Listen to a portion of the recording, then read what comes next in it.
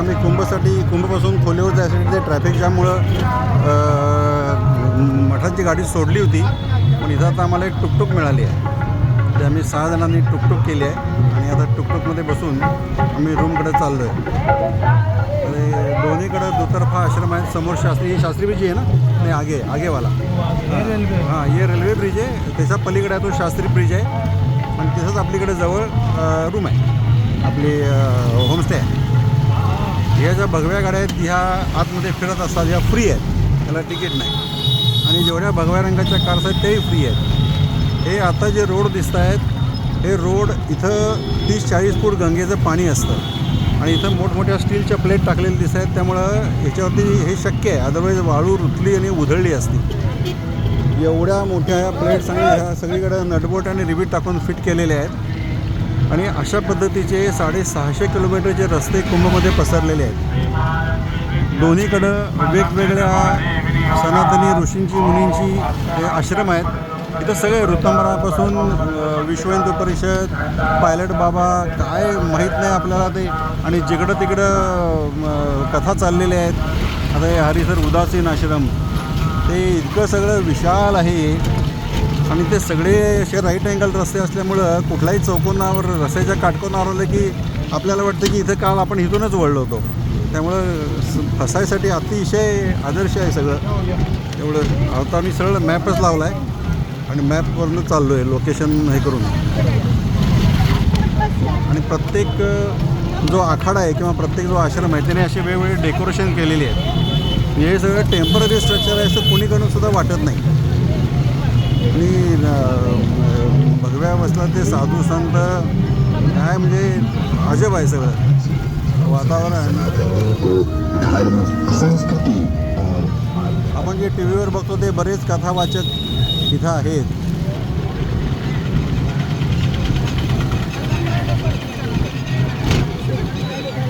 आणि जागोजागी वॉशरूम्स आहेत, युरिनल्स आहेत.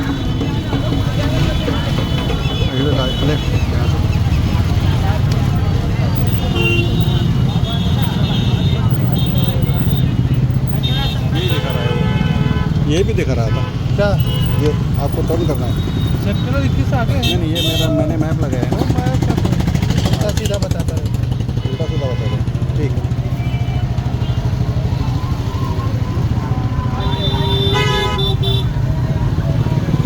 हा समोर दिसतोय शास्त्री ब्रिज आहे. हा प्रयागकडून थेट वाराणसीला जोडतो. डबल लेन आहे, इकडून दोन तिकडून दोन, 4 लेनचा मोठ्याचा मोठा ब्रिज आहे. आणि या ब्रिजच्या दोन्ही बाजूला ते पिपा पूल आहेत, पॅन्टॉन ब्रिज. ते 30 पिपा ब्रिज आहेत. तरी आता मी कुठे दिसलं तर वॉशरूम्स दाखवतो. या कुंभचा मेन प्रॉब्लेम असायचा की इतके लोक, करोडोमध्ये लोक येणार, तर प्रत्येक ठिकाणी त्यांचं मलमूत्र विसर्जन हा एक मोठा विषय असायचा आणि त्यामुळे दुर्गंधी पसरलेली असायची. तर या मागच्या अर्धकुंभला आणि ह्या कुंभला योगीने पहिल्यांदा काय केलं तर सीवर लाईन टाकून हे सगळे वॉशरूम्स त्याला कनेक्ट केलेले आहेत. आणि तो सगळा वेस्ट वॉटर उचलून 50 किलोमीटर लांब प्रयागपासून तिथे एक मोठा प्लांट बसवलेला आहे. त्याच्यामध्ये नेऊन ते शुद्ध केलं जातं आणि मग ते शेतालावरही वापरलं जातं. म्हणजे त्यामुळं कुठेही इथले लोक सांगतात जे कुंभ नेहमी अटेंड ज्यांनी केलेलं आहे की एरवी खूप दुर्गंधी असायची, तर हे त्यावेळेला अजिबात नाही आहे. आणि मागच्या अर्धकुंभला हे लोकांना उशिरा कळलं की इतकी सगळी व्यवस्था आहे आणि त्यामुळं कुंभला नंतर गर्दी झाली. पण ह्या वेळेला आधीपासून त्याचा प्रसारही झाला होता आणि मागच्या लोकांचा अनुभवही होता. त्यामुळं ह्या वेळेला पहिल्यापासूनच गर्दी आणखीन ती जास्त आहे. म्हणजे गव्हर्नमेंटला अपेक्षित गर्दीपेक्षा सुद्धा गर्दी जास्त आहे या वेळेच्या कुंभला. पण एकंदरीत सगळं वातावरण अतिशय चैतन्यमय आहे.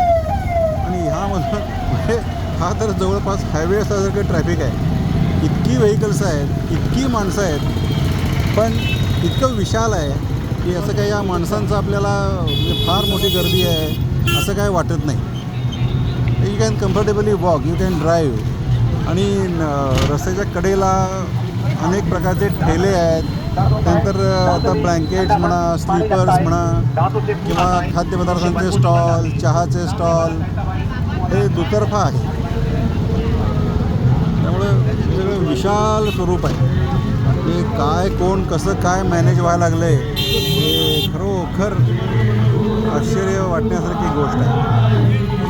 तर हा एक स्वामी जगन्नाथ धाम ट्रस्ट हरिद्वार आतमध्ये चालूच आहे.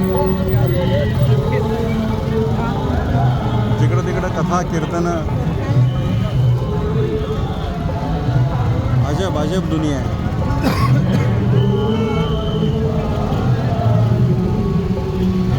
किती व्हेकल्स किती काय. हे जे रस्ते आपल्याला दिसत आहेत या रस्त्यांची एकूण लांबी कुंभमध्ये 650 किलोमीटर आहे. 650 किलोमीटर लांबीचे रस्ते आहेत आणि सिवर लाईन्स ज्या वेस्ट वॉटर कलेक्ट करायसाठी वॉशरूम्सपासून जोडलेल्या आहेत त्यांची लांबी 1,00,000 किलोमीटर आहे.